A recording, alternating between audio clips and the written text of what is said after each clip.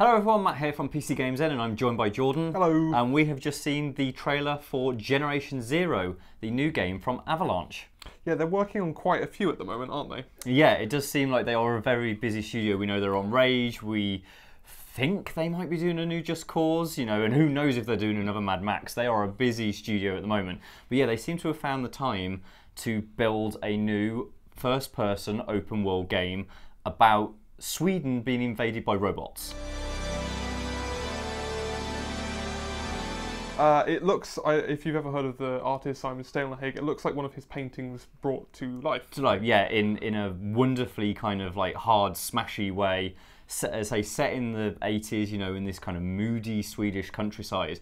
It looks like it could have some serious potential, right? Yeah, so what do we know about it? Right, so we know that it's built on the same engine that it's the Apex engine that Avalanche use for their other games, so for Just Cause especially, and it is an open world game and it supports 1 to 4 players. You can play it on your own or you can play it seamlessly with up to 3 friends, or presumably there'll be a drop-in, drop-out system.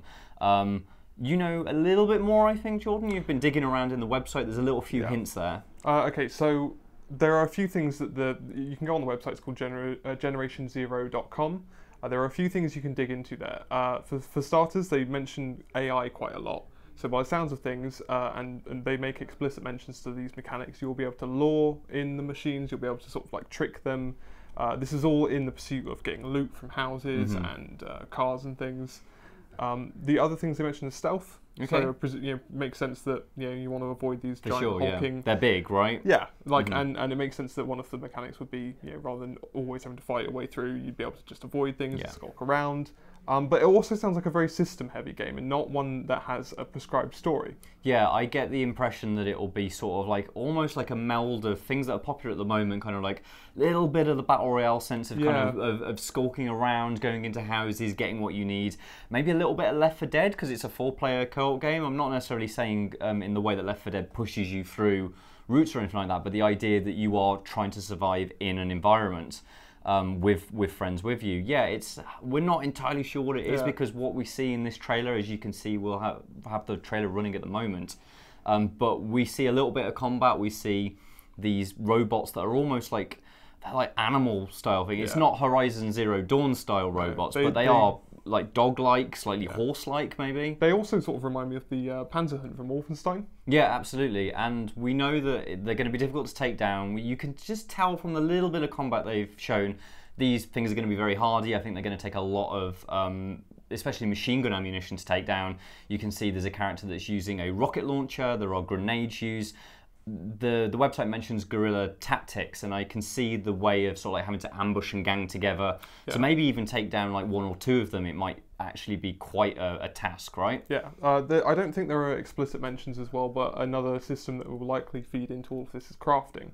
So they make a lot of mentions to looting vehicles and looting houses. Okay, that makes a lot of sense. I presume there won't be a huge amount of weapons naturally in the Swedish countryside. I mean, it seems that the Swedish countryside has largely been abandoned by this point. And so like if we, the opening of the trailer is very much just going through quite, not serene because it's creepy, right? Like something has definitely gone wrong, and Scandinavia does this very well. If you've ever had the pleasure to watch any Scandinavian mystery dramas that they do on TV, they are very, very good at this kind of atmosphere, and that is coming through in this trailer.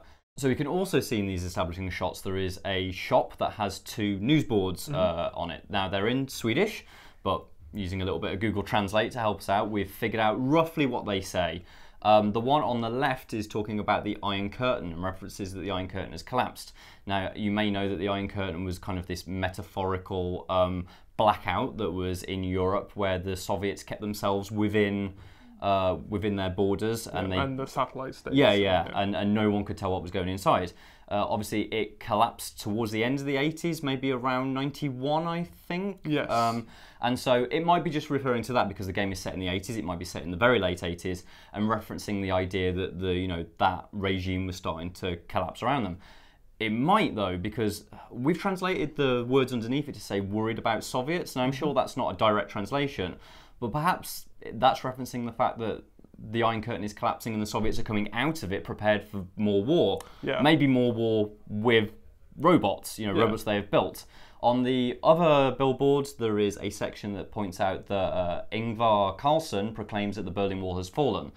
He was the Prime Minister in Sweden at the time during the 80s, so that makes sense. So it could be that just both boards are completely historical in content and just there. But the idea that maybe these robots are Soviet, they look like they're kind of very industrial. They look like they probably could have been built on Earth rather than an alien menace or anything. Well, there's also the website again makes a few mentions that these are invaders. So we know they're from a foreign power within the context of Europe at the time. Where are they coming from? It's going to be one of the great superpowers. It's not going to be the US. It's not going to be UK. It's going to be Soviet Russia or not Soviet Russia anymore. Talking of superpowers, let's talk about the super music that's in this trailer.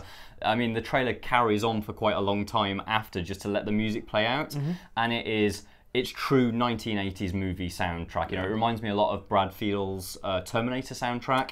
It's got a lot to that, and apparently, according to the website, it's going to have a dynamic 1980s influenced soundtrack. I think that sells me on this game. So like you'll be skulking along and it might be slow pace, and then suddenly mech comes along and then you all the synths kick in, everything's going. That sounds absolutely wonderful. I think the look of the characters you can play are a little bit Lost Boys. I imagine it will do anything it can to cash in on Stranger Things, because that is so popular at the moment, and I adore Stranger Things and anything that's got that feeling to it. So if it's mechs versus Stranger Things meets alternate history, this is all covering so many bases that I know you'll love as well, Jordan, and hopefully you guys at home are going to love it as well.